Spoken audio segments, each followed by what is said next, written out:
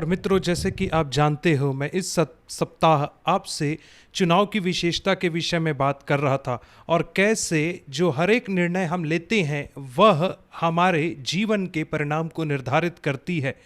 और मैं चॉइस शब्द के लेटर का इस्तेमाल कर रहा था ताकि मैं उसका विवरण आपको दे सकूं। हमने इसकी शुरुआत की थी कि कैसे हमें यीशु मसीह को ग्रहण करना है, उसे चुनना है, और सबसे महत्वपूर्ण चुनाव वही है और उसकी शुरुआत वहीं से होती है। और उसी यही हमें सक्षम करता है कि हम सही निर्णय ले पाए उसके बाद से, क्योंकि प्रभु हमारी सहायता करते हैं। तब हमने देखा कि नम्रता के मार्ग के चुनाव करने की विशेषता को, और कल के दिन हमने देखा आज्ञाकारिता के मार्ग को चुनने के विषय में। और जो अगला लेटर है चॉइस में वो है आई। और आज मैं इंटीग्रिटी अर्थात ईमानदारी के विषय में बात करना चाहूंगा। और यह शब्द आपके लिए नया हो सकता है, परंतु आप इसे ऐसे समझ सकते हैं, इसका अर्थ होता है ईमानदारी हृदय में। जब लोग ईमानदारी के विषय में सोचते हैं तो उनके दिमाग में एक ख्याल आता है कि झूठ ना बोलना। हाँ, यह महत्वपूर्ण है और इसलिए मैं इसके विषय में पहले बातचीत करना चाहूंगा। और सत्य बोलना और हर एक परिस्थिति में सच्चाई के लिए खड़ा रहना बहुत ही महत्वपूर्ण है। झूठ बोलना बहुत गंभीर है, यहां तक कि यीशु ने कहा यूहन्ना 8 अध्याय में उसके 44 वचन में, जो झूठ का पिता है वो शैतान है। इसलिए जब आप एक झूठ बोलते हैं तो आप शैतान के साथ हाथ मिलाते हैं, क्योंकि शैतान जो है वो झूठ का पिता है। इसलिए जब आप झूठ बोलते हैं तो आप शैतान के साथ हाथ मिलाते हैं। और शैतान की मातृभाषा तो झूठ है। जैसे भारत में हम में से अलग लोगों की अलग अलग मातृभाषा होती है, वैसे ही शैतान की मातृभाषा झूठ है, झूठ बोलना। और ये बहुत ही गंभीर है। और मैं बहुत ही निश्चय है मुझे कि हम सब ने झूठ बोला होगा, क्योंकि यदि आप एक झूठ बोलते हैं तो आपको दूसरा और फिर उसके बाद उसे छुपाने के लिए और कई झूठ बोलना पड़ जाता है। और आज आप निर्णय लें मेरे मित्रों कि आप कभी भी झूठ नहीं बोलेंगे और आपके साथ भला ही होगा। परंतु जो ईमानदारी है वो इससे कहीं बढ़कर है। बहुत सारे लोग जब वे झूठ बोलते हैं वे केवल इस बात की चिंता करते हैं कि वे पकड़े ना जाएं, परंतु ईमानदारी जो है वह है हृदय में ईमानदारी होना। अर्थात यह कि मैं अपने हृदय में भी झूठ नहीं बोल रहा हूं। जैसे यीशु मसीह ने मत्ती 15 के 18 में कहा कि जो बातें दिल से अर्थात हृदय से मनुष्य के बाहर निकलती हैं, और वैसे ही जैसे मत्ती 7 में उसने कहा कि यदि एक पेड़ में गंदा फल लगा है, वैसे ही जो चीजें हमारे हृदय से चीजें निकलती हैं वो निर्धारित करती हैं कि हमारा पेड़ कैसा होगा। उदाहरण स्वरूप यदि आपके पास मैंगो ट्री है, आम का ट्री है, और जैसे आम भारत देश में मिलते हैं वैसे कहीं और नहीं मिलते हैं, और आम मेरा फेवरेट फल है। और कल्पना करें आपके घर में एक आम का पेड़ है और उसमें से लगातार खराब आम उत्पन्न हो रहे हैं। यदि आप इस बात की चिंता करेंगे कि लोग क्या सोचेंगे आपके पेड़ के विषय में और कहेंगे कि अरे इसके पेड़ में कैसे गंदे फल लग रहे हैं, तो आप एक काम कर सकते हैं। लोगों के उठने के पहले बड़े सुबेरे तो आप करेंगे सबसे खराब जो आम है उसे तोड़ लेंगे और बाजार जाकर के अच्छे आम लेके आएंगे और उसे फिर से पेड़ में टांग देंगे। और जो भी व्यक्ति आपके घर के बाजू से गुजरेगा वो देख के कहेगा कि कितने अच्छे आम के फल लगे हैं इसमें। यह तो बेईमानी है, जबकि पेड़ ही स्वयं गंदा है, इसीलिए तो उससे गंदे फल आ रहे हैं। और आप क्या कर रहे हो कि आप उस पेड़ में अच्छे आम टांग रहे हो। और आप तब क्या करोगे जब कोई व्यक्ति सुबह सुबह ही देखने को आ गया, या जिस दिन आप दुकान गए वहां पे आपको आम ही नहीं मिला सुबह के समय, तब तो फिर आप पकड़ा ही जाओगे। और गिनती 32 के 23 में एक वचन पाया जाता है, और आप इस बात का निश्चय जान रखें कि तुम्हारा पाप तुमको पकड़ लेगा।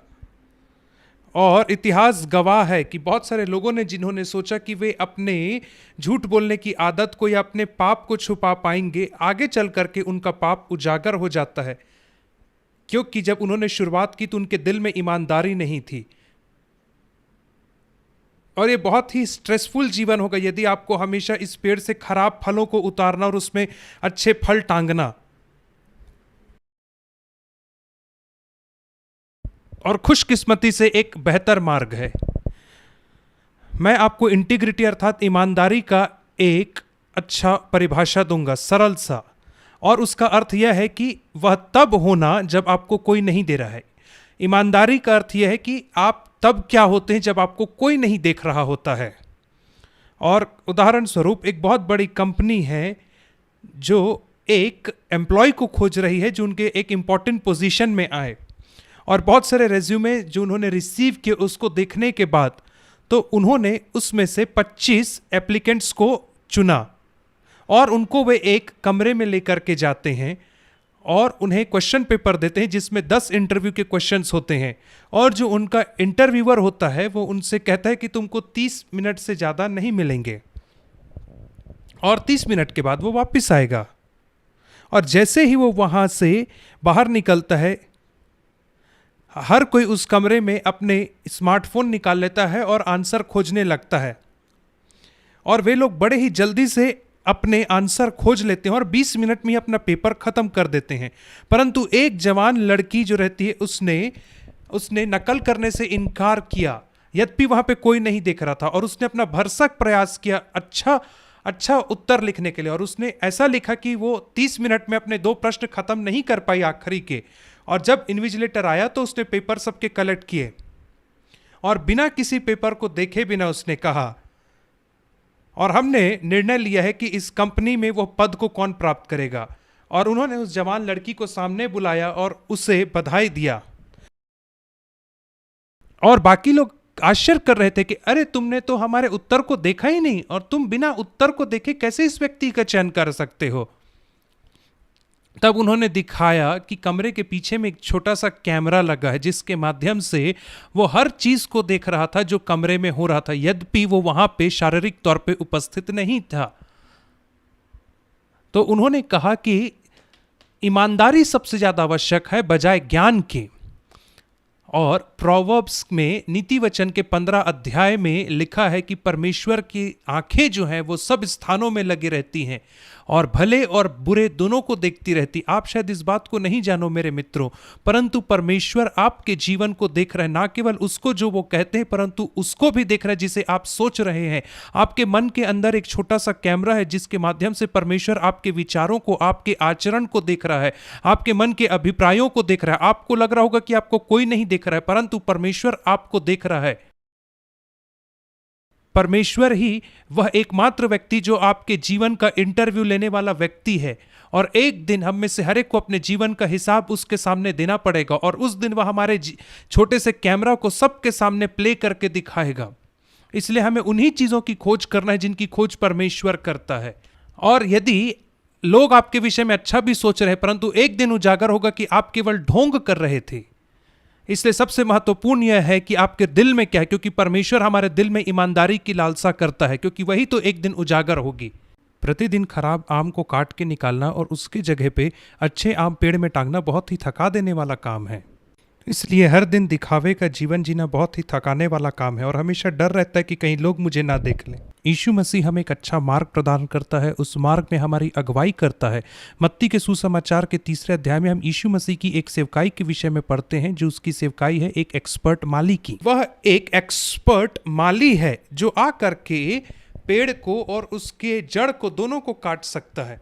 यदि आप देखेंगे कि ऐसा पेड़ है जो झूठ को, दिखावे को निरंतर प्रोड्यूस कर रहा है, तो यीशु मसीह एक एक्सपर्ट गार्डनर है, एक एक्सपर्ट माली है जो आकर के सीधा पेड़ों की जड़ पे कुल्हाड़ा मारता है, जिसके माध्यम से आप हमेशा के लिए उस खराब मैंगो ट्री से आप निजात पा सकते हैं, और आपके गार्डन में एक अच्छे पेड़ को लगाता है, एक अच्छे मैंगो के पेड़ को लगाता है। और उसके बाद कभी आपको दिखावा नहीं करना पड़ेगा, आपको केवल उसको पोषण देना पड़ेगा, और उसके बाद आप झूठ के बजाय सच बोलने लगेंगे। और आप कभी पैनिक नहीं करेंगे जब आप सुने कि अचानक से दरवाजे की घंटी बजी और आपको यह ना लगे कि क्या उन्होंने मेरी बात को सुन लिया क्या। जब आप कंप्यूटर का इस्तेमाल करेंगे अकेले में, तब आपके दिल में ईमानदारी होगी, इंटीग्रिटी होगी। जीवन बहुत ही आसान हो जाता है जब आपके पास इंटीग्रिटी होती है, ईमानदारी होती है। और मैं आशा करता हूं कि आज आप इंटीग्रिटी का चुनाव करोगे और आप यीशु मसीह के पास आओ, क्योंकि यहीं पर से सारी चीजों की शुरुआत होती। वह आपको एक नया जीवन प्रदान करेगा, एक नया पेड़ देगा। आइए हम प्रार्थना करें। धन्यवाद प्रभु यीशु कि आपने हमें इंटीग्रिटी के मार्ग का उदाहरण दिखाया है। हमारी सहायता करें कि वो अच्छे बीज हम अपने जीवन में बो सकें, ताकि हम अपने हृदय में ईमानदार बने रह सकें। इन प्रिय विद्यार्थियों को आशीषित करें, इन्हें प्रोत्साहित करें, इनकी सहायता करें कि ये भी इस मार्ग में चलने वाले हो सके। यीशु के नाम में आमीन।